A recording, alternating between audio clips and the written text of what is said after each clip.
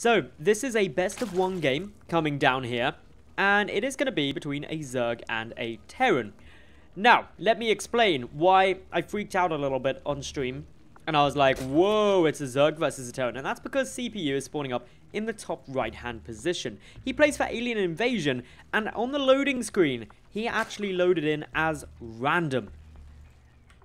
So, he's randomed into Zerg. We'll see how he does there. Meanwhile, his opponent down to the bottom left is IYB Grim. Now, Grim is a lower league player. CPU is a Grandmaster player, so that may explain why he's decided to go for the random approach as opposed to anything else. So yeah, it's going to be interesting to see how this pays off for him. He may be getting a bit of a funky game here to start things off. It's a proper stacked bracket, by the way, today. It's full of incredibly good people. Mind Sanity's Rainer's here, Beastie Cutie, Bly, Dystar, Saxry, Dana, Bling, MC, CPU, Froz, Slivko, Hyun, all taking part in today's Go for SC2 Monday. Of course, if you're watching on YouTube, thank you very much for checking out my channel. You could have watched this live over at twitch.tv/Madals, or if you're watching live and you miss anything, go check out my YouTube channel. Daily casts do go up onto there. Now, Mr. SCV, he's coming in to get a little scout down. Meanwhile, back at home, Grim is producing up his barracks. We've got the hatchery coming on down for CPU at the moment, so he is going for a very normal hatch first on the 15 supply mark, just as you'd expect most Zerg players to do up against a Terran on a map like Foxtrot. Of course, both these two know where each other is spawning.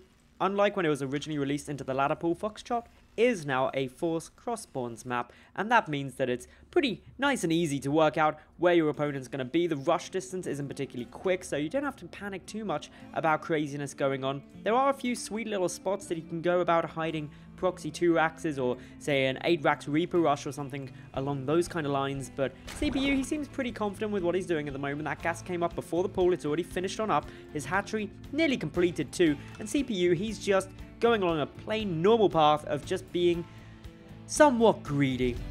Really just trying to get himself into the best position that he can at this stage. Natural Command Center is now on its way on out. Just happily chilling here, so it's a 1 racks expansion.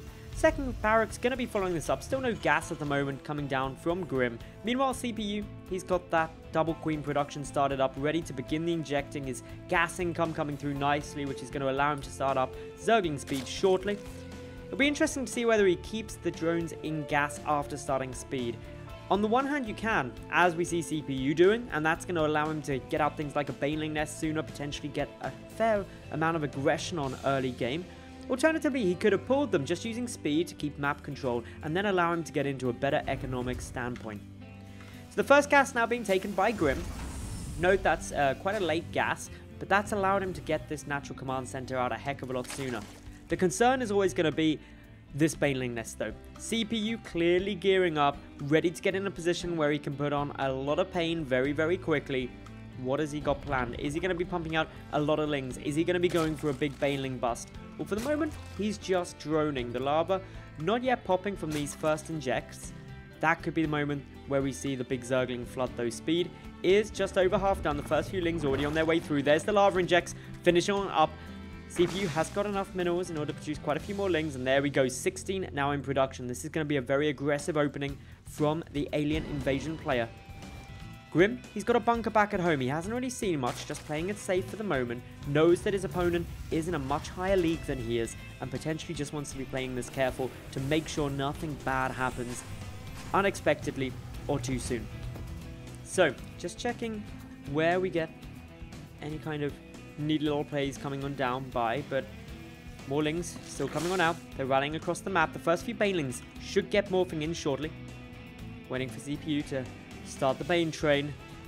Good number of Marines are out, but that's pretty much it at the moment. A couple of production cycles being missed already. Some Banelings morphing in. A scan does come on down, but it doesn't see anything important other than drones still in gas. That may be a giveaway, but again, because of the timing of the scan, drones could have been put back in.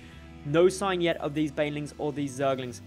CPU sending one link forward. He's going to see there's a bunker there. May try and come around the side to avoid it. May just go straight forward.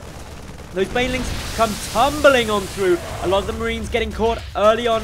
2 Banelings still alive. Are they going to head up towards the main? Already that wall is now up. A couple more Marines sitting there, and CPU is unable to currently break through. He doesn't have enough banelings yet. Morphing a couple more in, 3 in production, as we can see here.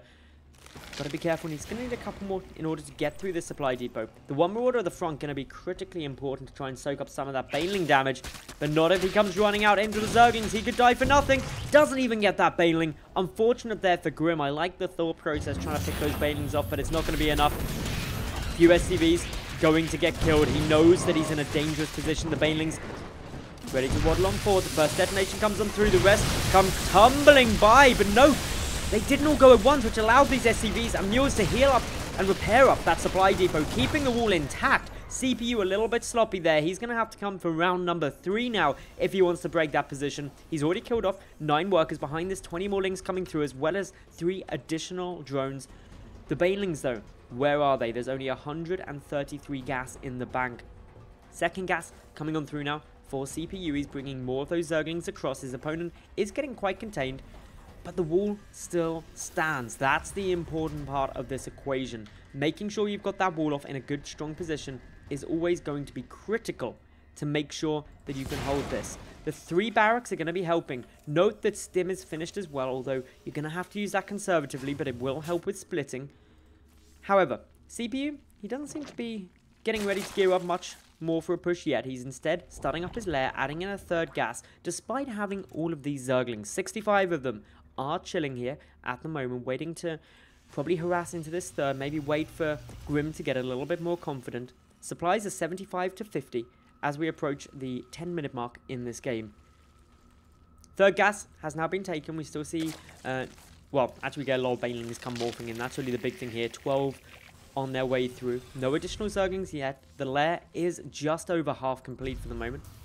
A couple more barracks just chilling on through. We've got the +1 infantry weapons also on its way down now, as is the starport for Grim. If he's able to survive until those medevacs come out, it's going to help him a lot, but it's a big ask. The Marauders at the front need to make sure that they soak up some of the damage from those banelings. For the Lings, they come flooding on by. In come those banelings. A lot detonate on the Marauders, but there's more still following through. Nothing that can be done here against the tide of the swarm. In comes now these Lings, the supply depots frantically trying to get repaired up. One is going to be able to get repaired in time, but the one to the north will unfortunately go down. That means the wall has now been breached. These SCVs not looking too safe. There's the GG, and CPU is going to be able to take this game playing random and coming out with Zerg.